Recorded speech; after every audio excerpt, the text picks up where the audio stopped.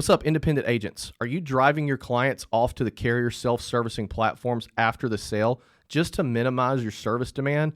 Stop doing that with the premier mobile and web agency solution, GloveBox. Now you can keep your clients in front of your agency at all times, all while delivering the carrier self-service experience that will minimize your service costs and absolutely wow your customers. On top of that, GloveBox will help you increase your cross-sales, referrals, and overall retention with an easy-to-use policyholder interface. Trust me, guys, we're using this at Portal Insurance, and this is literally happening. We are selling policies and servicing policies through our app. Schedule your demo with GloveBox today, and be sure to mention the Insurance Guys podcast for 20% off of your subscription for the life of your account. Guys, it's so cool that I can tell my clients, download the Portal app. Thanks, GloveBox.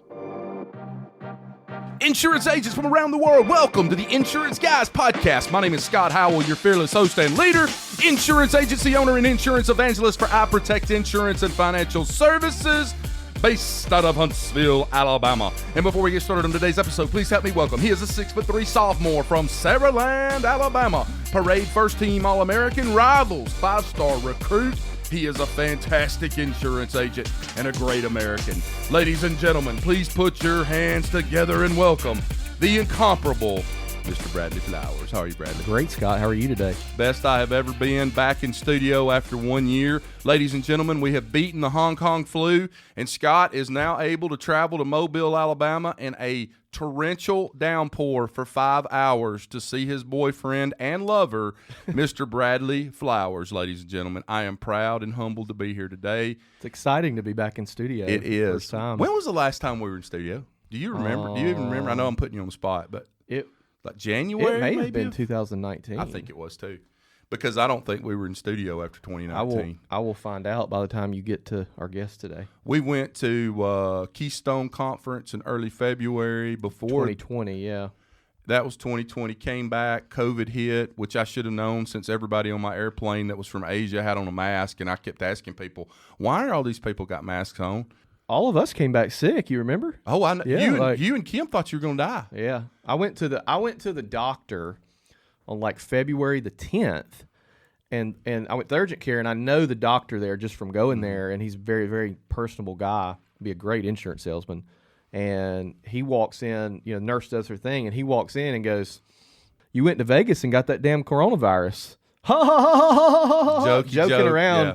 30 days later, his job completely changes for the next year. Right. It's just crazy. Had the same thing happen to me 2 weeks after you and Kim got sick. I caught what you guys had, went to my urgent care clinic, and my nurse practitioner walks in and says, "Well, I guess you got corona. You've been drinking too many Corona beers," or something like that, like a little joke like that. They were all joking in February. Mm-hmm.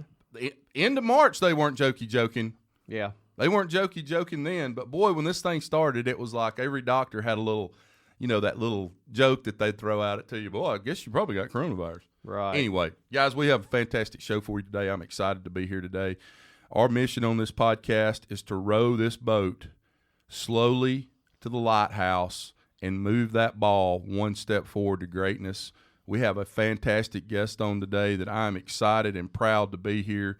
He is a brother from another mother, grew up in the country the way I did, and all we know how to do is sell insurance, folks. But as I always tell my staff on about every 2-week basis, if you will just sell the shit out of insurance, everything else will take care of itself. It will. I promise.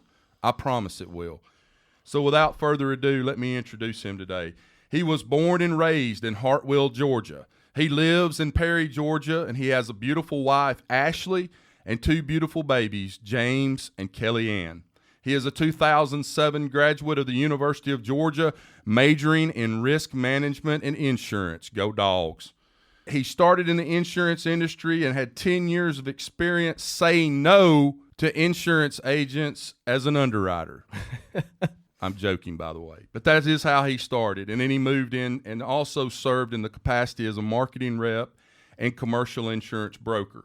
He is also a certified insurance counselor and certified work comp advisor. He's a coach for Team Florida, Alabama line. Excuse me, let me say that again. He is a coach for Team Florida Alabama Line in the upcoming insurance reality show, The Protege. He currently serves as an equity partner and vice president of HM Advisors in Warner Robins, Georgia. Ladies and gentlemen, it is my profound honor today to introduce to you first-time guest on the Insurance Guys podcast, 6'3" sophomore, Rivals 5-star recruit, Mr. Josh Gurley. How are you, Josh? I'm doing good, fellas. Thank you so much for having me on the podcast. And believe it or not, the very first time I even knew who the Insurance Guys was in Las Vegas at that same Keystone Conference. That's the very first time I heard the podcast. I appreciate you listening that day and not getting up and walking out. That was a great time though. We had a wonderful time meeting all you guys. The one thing I took away from that is I remember Christian. We need to still have him on the podcast. Christian Delosier, if you're listening to this right now, I promise you, brother, 2021, you're coming on this podcast. But Christian Delosier walked up to me and he goes, you know what makes me more proud than anything is I've met you and I've watched you and Bradley talk to people, and y'all are the real deal. Y'all are what you are on the podcast. That means more to me than anything because a lot of people act one way on these podcasts and then you see them in person and they're totally – I think you might have even had an experience like that at the old Keystone Conference with somebody, Bradley. Maybe. That's a story for another day. Yeah, I do have a date for you guys, and I'm shocked at this date. Okay. October the 24th. Not as shocked as I was last week. October the 24th of 2019 was the last time we were in studio. October what? 24th of 2019. Wow, that is crazy. That has been a long time. I'm looking here at the episodes. It's the Martina Brugnoni episode, Billy Wagner, Jack Wingate, Carson Seville, which seems like eons ago, as we would say in the South. Right. Hey, Josh, let's get in my DeLorean. Let's climb in. Let's get these two big old boys in my DeLorean, and let's go back in time, and I want to hear your story about leaving the University of Georgia after soaking up all that knowledge about insurance and going out into the big bad world and getting started in the insurance business, and just bring us up to today. So, I'll start out maybe a little bit farther back than that because I just think it's a cool story. So I grew up in Hartwell, Georgia, and I grew up on a road called Lou Gurley Road. And Lou Gurley Road was named after my great-great aunt who could not read or write. So she had a road named after her, but she couldn't even read the sign. So we're talking about like the middle of nowhere where I grew up. But being in such a small town, I mean, it had such a profound impact on me. I mean, I thought growing up that going to Shoney's on Friday night and eating shrimp was like, I mean, that might as well have been the nicest restaurant I had ever heard of in my entire life. I mean, it's like, and then sometimes like on my grandma's birthday, my dad would like rent out the room and we would eat at Shoney's. And I mean, I thought I was a millionaire or something at that point. So really humble beginnings in a small town, but it was awesome, man. I had a Honda 200 4-tracks Type 2, and I rode that thing all over creation as a 13, 14, 15-year-old. Spent the night in the woods, and my dad had one of those 1996 Atlanta Olympic cell phones, and it was like a brick. I used to carry that thing around with me and check in. So childhood was pretty awesome, man. I ended up going to University of Georgia. Like you said, I graduated in 2007. From there, I didn't really get into the insurance business right away. I was a part of a music group, and we traveled around all over the country. And I played literally, a couple of thousand shows over that time. What group was that? And so I played for a Christian artist named Matt Papa, and we actually played at the Chaco Springs Center there in Alabama, in Talladega, Alabama, specifically, more times than I can count. So we traveled all around the country. I did that for 3 years, and then kind of towards the end of that, I ended up getting asked to play at this random gig.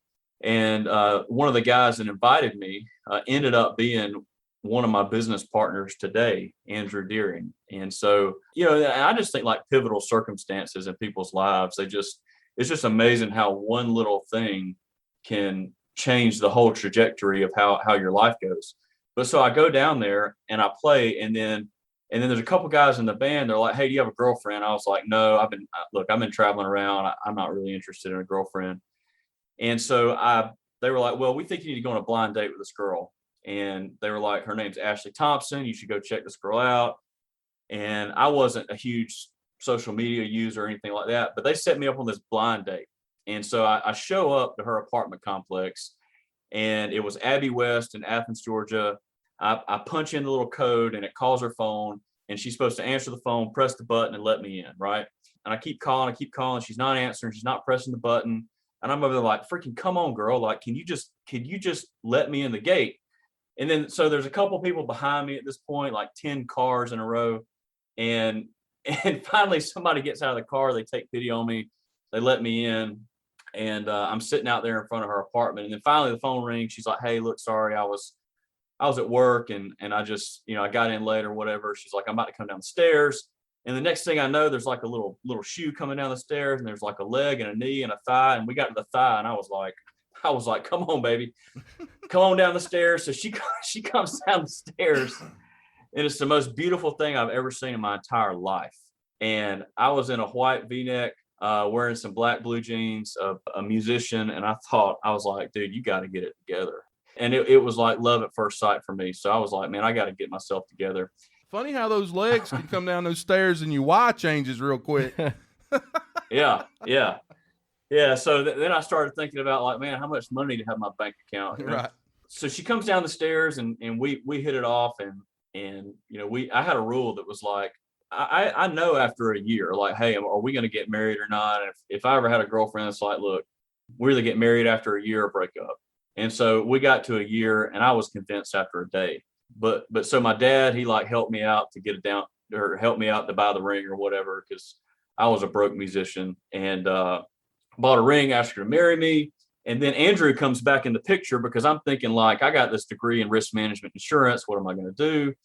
And I end up going and working at an insurance agency with Andrew. And let's just say I wasn't mature enough to handle it at that point in time. But then I ended up leaving and going to work at the Georgia Farm Bureau. And I worked there for about 5 months. And my cousin was a career agent there. And so I realized very early on that just wasn't going to work for me being inside. But from my time at the agency, I knew one of the RVPs at one of the insurance companies. And I ended up calling him up, and when they posted his job, and just said, would you please consider me for this job? And I remember I drove up to Atlanta on a Saturday, interviewed, he offers me the job, I take the job, and me and my wife are just sitting there in the living room, and we're just like in tears because she knew how miserable I was.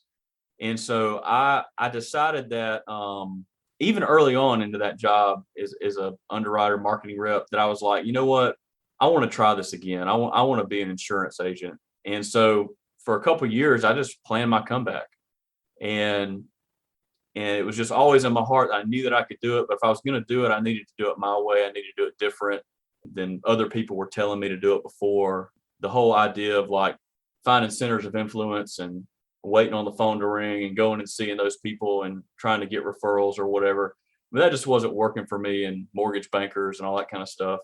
And so anyway, 2015, I came back into the agency business, and I have not looked back since that day. It's been the best thing that I've ever done in my entire life from a career standpoint. Do you often hear about underwriters becoming agents? I don't know that you may be the only one. I know. I'm sure that happens. That is exactly what I was about to ask him. So very rarely, I don't think we've ever had anybody on this show that has been an insurance agent or an agency owner, an underwriter, and a marketing rep. And a musician. So here's my my thoughts and my perception. Let me say there are a lot of marketing reps that when you meet them, the first thing they say is, I used to be an agent. Right.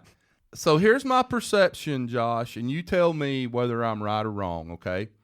So job number one, favorite job, career path in insurance, I think you would say is a agency owner and insurance agent. Am I correct about that? Absolutely. Yep. Yeah. Job number two, career number two. If we're going in order, best to worst. Number two, marketing rep. Now, my perception of marketing reps, and I'm not going to get into this, I've had some really good ones and I've had some really bad ones. My perception of marketing reps is, depending on the size of the carrier and what the expectations are, they can do as little as they want, or they can do as much as they want to, get up in the morning and work every day to have the heart of a teacher and help their agency force out there to reach their goals, or they can not answer phone calls, not answer emails, send you an email once every 4 or 5 months. Am I correct on that, or am I wrong? Oh, I would definitely say you're 100% correct. I mean, if you want to work for an insurance company and you want the freedom to drive around and not be stuck in a building, I mean, I tell everybody it's the best company job in insurance if you do a good job, if you're good at it. And as a marketing rep too, what I've noticed with most, if not every marketing rep I've ever had, at the end of the day, there's really not much they can do to help you. Some have tried to help me, but they are very quick to say, I'll do what I can, but hands are tied, because you got to remember they're representing Big Blue or Big Red or Big whatever, and they have a boss and a boss that's above that boss, and they are my dealings with all the marketing reps I have is they're really kind of hand tied with underwriting too. It's not like they can call an underwriter up and say, hey, write this piece of business. I know you don't want to, but I want you to write it. Am I right about that? Oh, yeah, absolutely. Yeah. Yeah. And then third, the last job that I think any of us in this room, because we are sales oriented, would want is an underwriter position, because it is more of a, here's our rules, here's our regulations. We can't tell you the meetings that we have behind the scenes with our head of underwriting who's telling us this, that, or the other, but just know we cannot write that account. I tell you what I would like to do. If anybody listening to this has a really, really, really, really, really good, has the agent's back underwriter, Yeah. and they don't work for a company that would limit their ability to come on a podcast, I would love to interview them. But the problem with that is, Bradley, and we talked about the cycle of insurance with Bill Cochran, right? We had a very good podcast with him Last time we were in studio. If you're in that growth mode, they're all pom poms and cheerleaders for agents. If they're in that underwriting hard market side, they're all like, nah, that doesn't have sprinklers in it. We can't ride it. For me though, I think of agent-centric underwriter, and it is part of the underwriter's job to hold the agent accountable and sort of, have that balance. But at least hear us out. You know what I hate? We had a restaurant recently that we were trying to write, and because they didn't have sprinklers, they wouldn't write the account. And I basically presented my case as to why I think, despite the fact that this building is not sprinklered, we should consider writing it, and they wouldn't even listen to it. Right. Like, at least if you can hear me, it's kind of like dealing with a difficult customer. Right. We all deal with difficult customers that we can't help. Like, there's nothing we can do to make this situation rectified, but the fact that we as agents sit back and hear them out, it helps a little bit. And so that's what I like from my underwriters, is just hear me out and just take my point in, and even if the answer's still no, at least we talked about it. Yeah, right. No, I agree with that. Josh, you have any thoughts on that? Hey, yeah. So, I mean, I think one of the things that really helps me a lot even today is I know how the sausage is made. So, I mean, a lot of times I'll say, hey, can I have the rating worksheet? And then I'll be able to check out. I didn't think about that. I bet you are freaking deadly when you got something you want to write. And you have to talk to underwriting. How many times, Josh, be honest with us, do you ever tell your underwriter, hey, I underwrote for 5 years for so-and-so company? Yeah, is that something you tell them, or is that something you don't tell them? I'm one of your boys, I mean, I used to be an underwriter. I know the pressure you have. Well, it's definitely something that I'll use when I need to use it with an underwriter. I mean, no doubt about that. But I mean, I think what they really appreciate, and this goes into my whole plan of success in the industry, is we're an industry that, in my personal opinion, doesn't really value education that much. A lot of people, I mean, we value sales a lot, and trust me, I value sales as much as anybody. I mean, we were talking about before the show started, I mean, I'm getting the keys to my brand new house today. Look, I value sales. Okay. I mean, it's a small neighborhood with a 100-acre lake. I mean, I value sales. Okay. But I think by the same token, I think when you can talk to an underwriter and you can say, what is your credit on the group 2 rates? And most underwriters, they look at me and they say, I've never heard an agent use the term group 2 rates before. Right. I'm going to start saying that even though I don't know what it means. You don't know what it is. Yeah, me too. But the point is I think they go, wait a minute. Okay.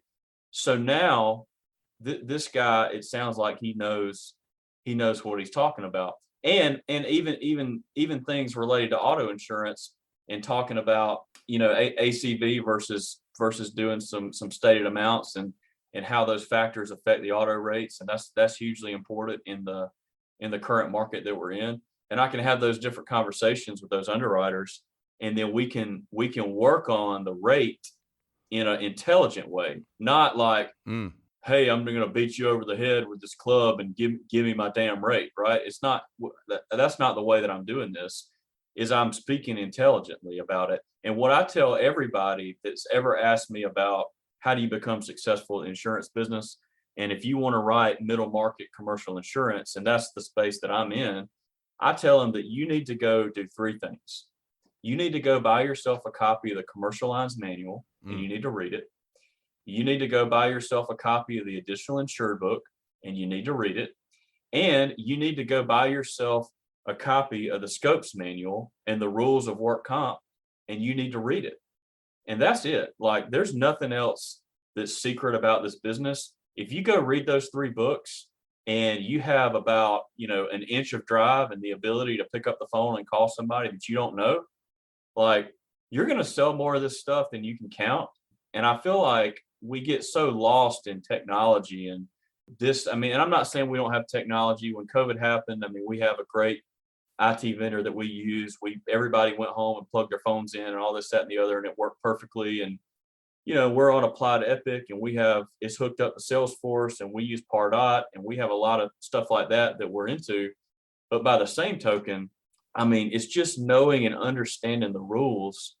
It's just like the tax code. And I feel like if more insurance people would spend their time reading the commercial lines manual than they do focusing on the newest piece of technology that they can add to their tech stack, they would sell way more insurance. Preach, brother. And that's just me. So I'll get off that soapbox. No. I got 2 things to ask you. One's a comment, and the other 2 are, 2 are a comment, one's a question. Number 1 question that every insurance agent listening to this, minus about 5 of them, are going to ask me: what is a Group 2 rate? Well, so you have fire rates, right? And you have your Group 1 rates, and that's going to include a couple of your basic perils, right? Right. And then the Group 2 rates is going to be everything else. Gotcha. And so property rates are built on Group 1 rates, Group 2 rates. And you're never going to see that unless you see the rating worksheet. Is the Group 1 rate more of a preferred risk or more of a non-preferred risk? No, so it's all combined. Okay. It's all basically like, how you have a product liability rate and you have a premises rate. Correct. And then that gets your total rate. So you have a Group 1 rate, a Group 2 rate gets put together, and then that's your whole property rate. Okay. But it's just different things. So here's my next comment is directed to Bradley. Your next white paper needs to be 10 phrases that you can fool an underwriter into believing you know what you're talking about, and then have it's just definition. So it's like Group 2, Group 1, and Group 2 rates. What, so, and then give an example of what you can say to the underwriter and go, hey, while we're talking about this risk, I know it's not something you really want, but can you send me over the Group 2 rate chart that you used to look at this thing? And they'll go, wow, this guy knows what he's talking about. I've never had anybody do that before. I kind of equate it to if you've ever sold insurance to an ex-insurance agent. Correct. It's always a completely different conversation. And they're dead. And they're going to show you that they know, or at least they think they know. Or even, actually, what's even worse than that is selling insurance to an adjuster. Right. That's because where we are, there's a company here locally that does catastrophe adjusting. And there's certain states that you don't have to be a licensed adjuster to catastrophe adjust. So they have probably thousands of people that work for him. It's like, I'm going to tell you how to do your job. But right. Yeah, and I've learned that as we've sort of started dipping our toe a little bit in some of this middle market stuff, that it's all about how you frame it up to the underwriter. You know, we had a risk this week or last week that we're gonna write on Friday. That's a decent sized service contractor, which, as you know, Josh, and everybody listening to this, is our boy David Carruthers' bread and butter. And I was trying to move the comp over to this carrier, and the mod was way out of whack and was about to be even more out of whack. And they gave me an indication, and the indication was really, really good. But the underwriter basically said all these things that kind of alluded to me, like, hey, I'm going to send this to my supervisor, but like this is probably going to be a decline. And I got on the phone with David, and he ran some of his little magic reports for me and basically told me how to frame the email up to the underwriter that told her all of the things we're going to do when we go in there. And she immediately sends back, says, all right, approved. Yeah. You know, so it's all about how you tell the story. Right. Hey, Josh, I had a small market underwriter the other day. I had an account, and the clients wanted their coverage on just basic perils coverage. They didn't feel like the replacement cost estimator was way over what they needed to get back. And I called my small market underwriter with a carrier, and I start talking about functional replacement cost versus replacement cost. And she said, well, hell, I don't know what functional replacement cost is. Let me go look that up. And I thought, damn, baby, how long you been working in insurance? Like 3 weeks, 4 weeks? What are we doing? What are we doing here? Well, I don't know. I don't know if we have an option for functional replacement cost. I mean, she knew what it was, but she didn't know whether that particular carrier even offered as an option functional replacement cost. But the last thing I wanted to say, and this is more of a statement to you, Josh, and a testimony to you and who you are as a person. And what I was going to say is I've been full court pressing on the DISC profile lately and talking a lot about that on the podcast.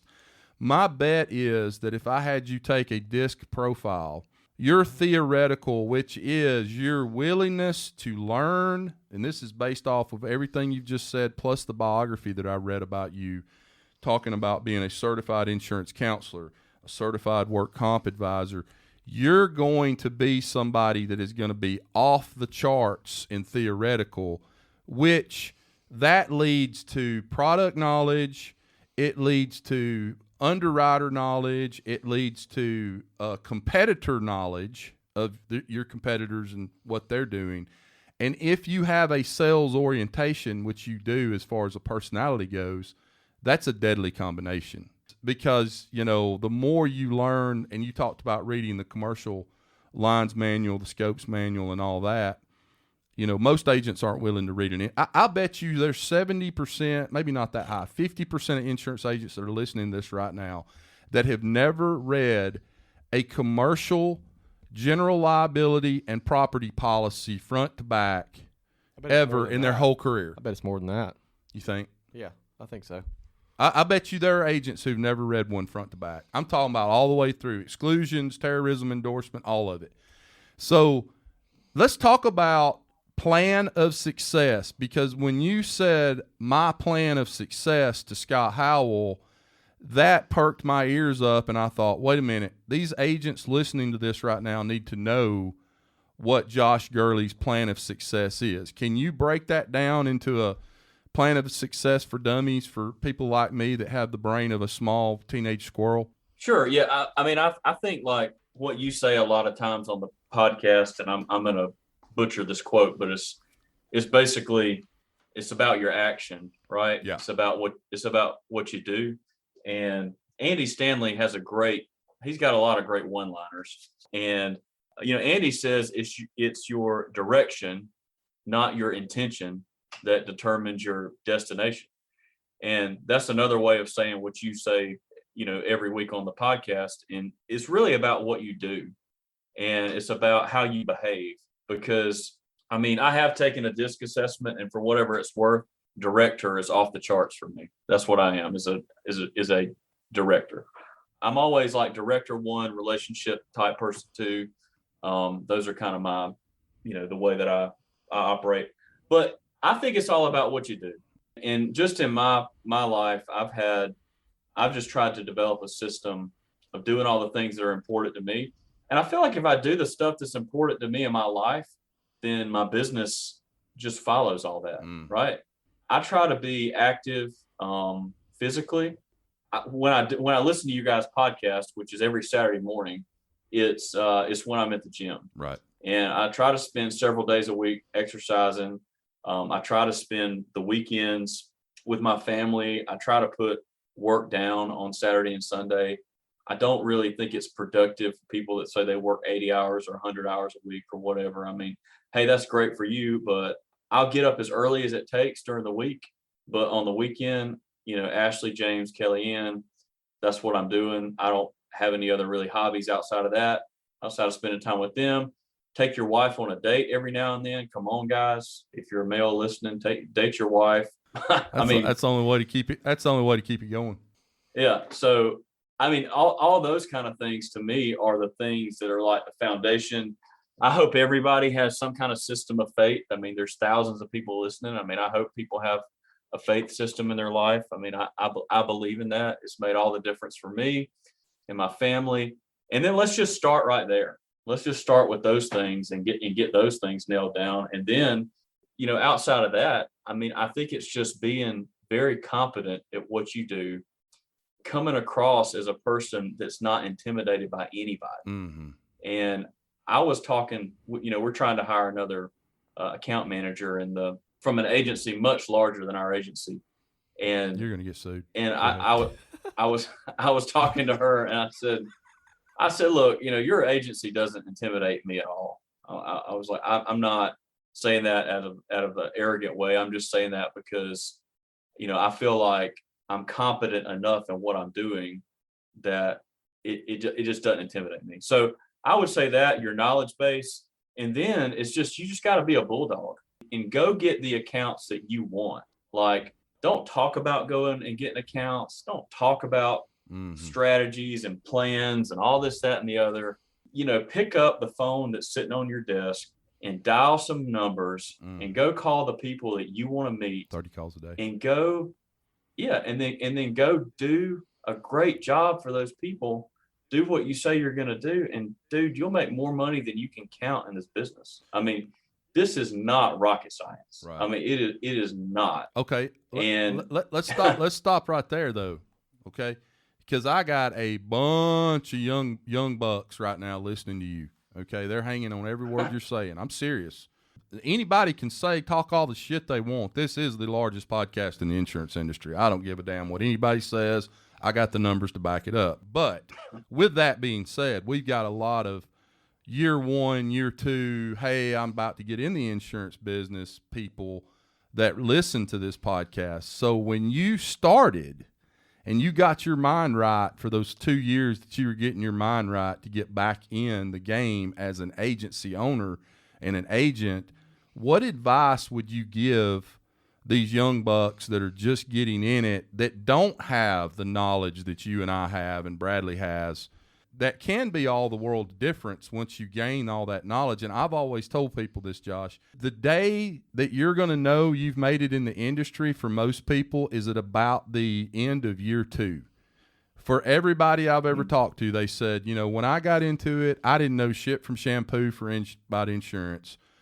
But at the year of the end of year two, I looked up one day and I was like, I got this. I can do this. I know I feel confident now. I know what I'm doing. But what advice would you give these young bucks that are getting in it and they don't have just the experience and the time in service and the knowledge, and they haven't read the commercial lines manual and all this other stuff? What advice would you give those people? I would tell them to read the commercial lines manual for sure. I mean, I would tell them that, but no, I mean, look, I got this. I've been in more detail on this in other podcasts that are stuff that I've done or talked about. But, my dad passed away in 2014. It was a really hard time for me and my family. And if you were looking at my office right now, you'd see all kind of stuff that used to sit in his office. And there's this thing on the wall. It's got these hot air balloons and it just says, no matter how impossible it all may seem, never underestimate the power of a dream.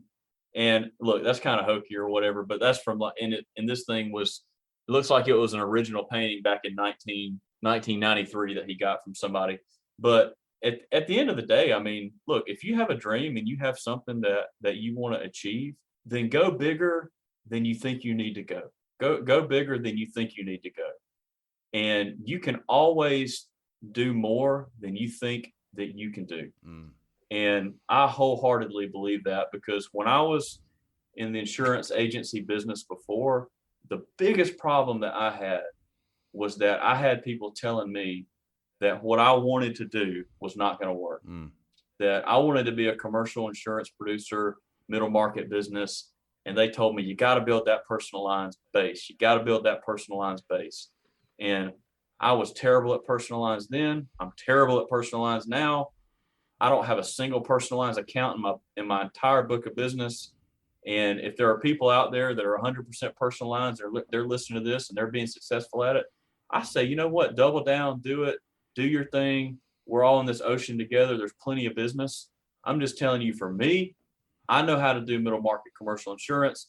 It doesn't mean that it's more sexy or it's better or anything like that than what other people do. It's just like the way that I'm wired up and the way that my brain works. That's how I operate. Well, I don't like small business because it comes with its own set of challenges. I like more sophisticated buyers because I believe those are the kind of people that I connect with the most. But that would be my advice. I mean, read the books, read what you need, read the stuff that you need to learn, and then go bigger than you think you can. Well, and it's kind of like the whole captive versus independent thing. You know, I'll have people call me and they'll say, well, you know, I see on Facebook that everybody in these groups say you need to go independent, or you need to, like, no. You need to find out what works for you. Right. What complements your personality. Because and I'm going to what tell you you. enjoy, and what you enjoy. I'm going to tell you, this stuff that we do, it ain't for everybody. No. And the stuff that my wife does at a captive agency, Right. it ain't for everybody. I would last about 8 minutes. Yep. You trust me, you would. And so I've seen your disc profile, if that, maybe 5, before they called you and they were like, "You got to go." So actually, you know what? On that story, you know what? So when I was hired at Alpha, the first thing they do after your first interview is they give you a personality test. I don't think it's the disc, but it's one of those. Right. I had to take it twice.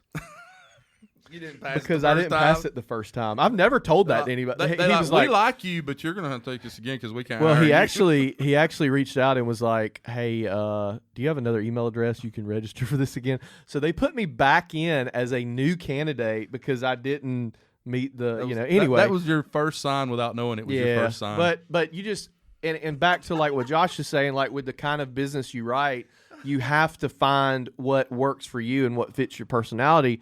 And like that may change over time. Yeah. Oh, hey, and one more thing, Josh. Here's great news for you. You want your Christmas present. March 22nd, which I believe was either yesterday or the day before, Amazon comes out with this press release that they're about to start writing business insurance. With Next Insurance. With Next Insurance. Guess what? Amazon won't be writing middle market accounts, because the more complex you get up on that ladder, there ain't no damn way you can sell it. The niche you have or the niche I have on Amazon. You might be able to get a painting contractor's general liability done on there, but you're not going. There's no way. I don't see any way that they'll ever take away middle market commercial. If they do, it'll be a long time before they can figure that out. Yeah. Well, and let me say this. I mean, there was a State Farm agent in my town. I wish I could call the guy's name right now, but he had 10,000 cars insured in Warner Robins. Mickey Willis, that was his name. Mickey Willis had 10,000 cars insured. Shout out to Mickey. Wildly successful. And that's the thing, man.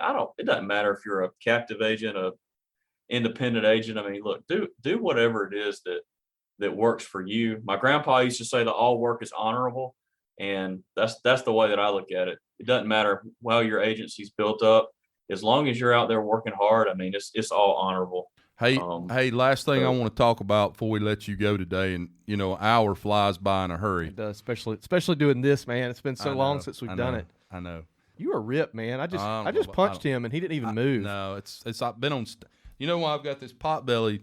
Besides the fact I eat too much, I have not been off steroids since I caught COVID. I started doing steroids then I've had a couple other health problems, and they're like, we need to put you on steroid. So I've been on a continuous steroid. Like a Kenalog or something like that? I don't know what it is. One's a prednisone, maybe. Prednisone, something like that. Anyway, But my prednisone will mess you up. It'll make you overly emotional. Oh, I cry every night when I watch SportsCenter. Anyway. Well, you must be a Falcons fan.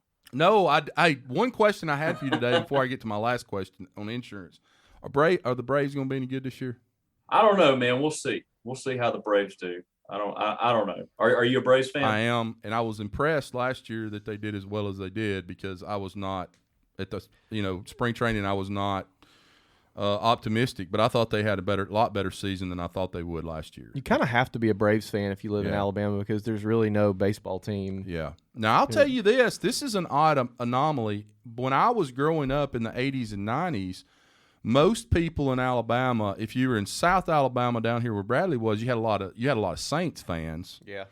But in North Alabama, everybody was a Falcons fan. Well, now since the Tennessee Titans have come along, you have a ton of people that have changed allegiances. And my wife Derrick and I, Henry probably helped with that a little bit. A lot, yeah. But my wife and I watched the Titans every weekend. They were fun to watch last year. Just watching Derrick Henry mow people over. Saints fans are so annoying in South Alabama because all years that Alabama, the college football team, does really well are years you don't hear a lot of Saints hoopla. Right. The years that Alabama does not do well is when you hear the Saints hoopla. Yeah. And all it friggin' is are these Alabama fans who their entire existence depends upon Alabama doing good. Yeah, right. And all they're doing is they're channeling that energy over to the Saints. Right. Which is hilarious come playoff time because the Saints haven't won a Super Bowl in a good while. Yeah, it's been and so it's funny to see them get all, but it's so annoying. I know this has no premise on the podcast, but I just felt like getting that off my chest. It's been on there a while. Sometimes you need to. Therapy's a good thing. It is, yeah. So last question. We're not going to get into your specific niche today, but let's talk to these agents because I've talked till I'm blue in the face and nobody listens to anything I say. How important it is to get your niche in commercial if that's your jam and you're not, home and auto personal lines. But if you're in commercial, and I got a new agent starting with me in about 2 months that I'm going to try to find a niche for in commercial because I know he can sell commercial insurance. How important is it for these agents to once they get into commercial and they start out as more of a generalist and they're writing the Main Street stuff, finding that niche so that one day they can build a new house on a private lake and live the lifestyle that they want to live one day? Sure. So I think it's one of the most important things that you can do is find something that you're really good at, something that you're interested in. There's definitely a specific formula for it. I mean, I think that a lot of what we do is based around email marketing. Like I said, we use Pardot, which is tied to Salesforce. And that's really the engine that runs the whole thing because, I mean, I've shared some of the emails with Bradley before, just getting his feedback on it. But, we send out a lot of those emails and then we lead score those people. And we know off of a list of 5,000 people, who are the top 10, who are the top 20. And we can see like who's the biggest mover, right? Who's moving up the most, who's number one or who's number 5,000. Well, this one was number 2,900 last week and they're number 682 this week. Well, they may be worth a call. And so a lot of that intelligence is going into it. And that's why I said earlier, I mean, we use technology, but we still are calling these people and reaching out to them. So I think that's one of the most important things that you can do is just determine something that you can get a list on, that you can market to, that has a trade association, get involved, learn how to get free content published because that's so easy to do. You can get free advertising just by giving them content. And we have content in multiple magazines every month and people reach out from those. And then obviously we go get the people we want. But let me say one more thing. I know that's the last question. I wanted to tell this story. I wrote it down on my notebook that I wanted to tell this story. So I'll tell this and I'll be done. But I got an email that said that at my son's school, he goes to a small little Christian school, and they were looking for sponsors for field day.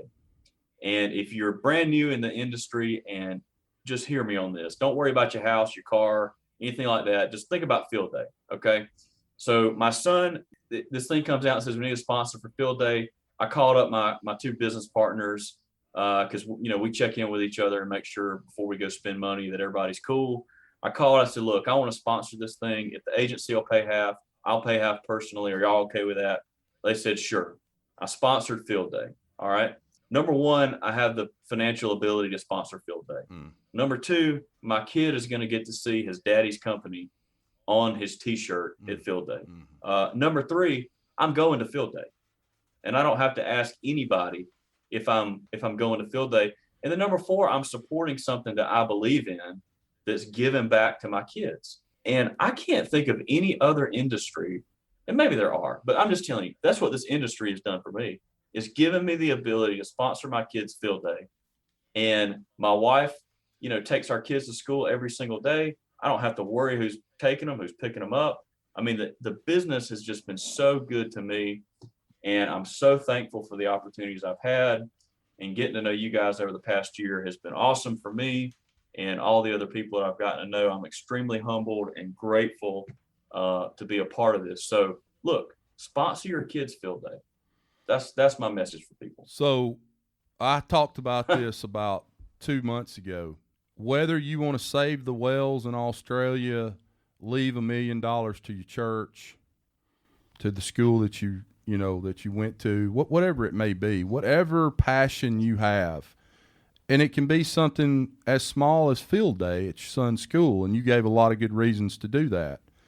You've got to have money and make money to be able to make that change. You can still volunteer your time, but if you really want to make a change and you want to donate $100 million like Jeff Bezos did to something, I can't remember what cause it was not long ago, that you can make some change with $100 million, right? But you got to make money to do that. And in insurance sales, the formula for making money is not rocket science. It's about relationships. We talked about that before the show, talked about it during the show today. And it's about making those phone calls that you got to make every day, building relationships, product knowledge, learning the business itself. And I think going back to my question to you, Josh, about how these young bucks can get out there and get started, I'm just going to be 100% honest with everybody right now. I am no different than anybody listening to this podcast. And when I started in insurance, there is a period of time where you got to fake it till you make it. And for a lot of people, that's hard to do because they fall into this mental trap of, I can't talk to them. I don't really understand everything. But when you start, unless, you've been working for your dad's agency for 10 years or doing, something to get your knowledge. And for you, Josh, a lot of that probably came in college. With what you majored in insurance, it probably wasn't as much of that fake it till you make it because you had 4 years of, studying insurance. Most people don't have that. In fact, very rarely do I ever talk to anybody that has a degree in insurance. Well, the way you win a negotiation in every sale is a negotiation of some sort to some degree is by having the most information. Right. And I love your point, and it actually kind of spoke to me a little bit in that you not being intimidated with the bigger agency. It's because you have the most knowledge and the most data with what you're competing against and what you're talking about. And, we've run into situations like that as we are starting to write bigger and bigger stuff with some older established agencies here, and even been in some situations similar to the one you were talking about, Josh. And that's such a good point, I think, for agents to take out of this is just make sure you're the most prepared person in the room. Yeah, no doubt. Hey, I can't leave without you promoting my boy, my brother from another mother, Mr. David Carruthers, for a second. You're in Killing Commercial, correct, Josh? You are. I am. Yep. Tell our audience a little bit about Protege and what you guys are doing with that. And 100% yes or no here, has Killing Commercial done a lot for you in terms of being a better insurance agent? Yeah, so my relationship with David Carruthers goes back literally about a year. And, we ended up meeting, talking about work comp. And I was looking for just somebody to kind of be my cheerleader and help me take myself to the next level, because I don't believe I'm tapped out yet. I believe I'm just getting started. I think our agency's just getting started. And David was a guy that was still in the game. He's still selling insurance. He's just a great human being. He's become one of my very best friends. I mean, we talked yesterday for an hour. He was driving down the road. He called me, and we're just talking about our family and his trip to Key West he just took and all that kind of stuff. And so for me, it's just been really good to have regular encouragement from somebody to keep me accountable for doing all the things that I know how to do. I work with him for different reasons than other people. I mean, I think a lot of other people really want to learn the work comp and kind of understand the sales game. I've been doing that for a while, but the main reason is just he's just been so helpful for me as a friend and a mentor. And that's been awesome. And then really the first time I met Bradley was on the Protege. We really connected on that and talk quite a bit now. And it's been an awesome relationship. Hopefully one of our people is going to win, because whoever ends up winning the Protege is going to get to come into Killing Commercial. Hopefully it's going to be one of our guys. I think they're both pretty strong. We'll see. I have no indication of who the winner is going to be, but I definitely think definitely one, but probably two of our people are going to be finalists. Yeah. I think we've got Jason Webb and Justin Sloan. So you guys listen to this. We may have some announcements around the Protege coming closer to time. I think finale is in September, but keep up with those two guys. Do me a favor. Everybody listen to this. Friend Jason Webb and Justin Sloan on Facebook right now. And then we'll take it from there. Josh, we love you. We appreciate you. Anything you need from one of us, let us know. It's one thing I love about David Carruthers. You join Killing Commercial, you befriend David Carruthers. If you need something, I don't know that I've ever seen somebody get some stuff to you as fast as David Carruthers will get it to you. David Carruthers, you pick up the phone, I don't give a damn what it is. He's one of those guys, and there have been times I've called him and said, hey, man, I need some help with this. And literally, before I can get off the phone with him, he'll say, hey, I just sent it to you. It's on your email.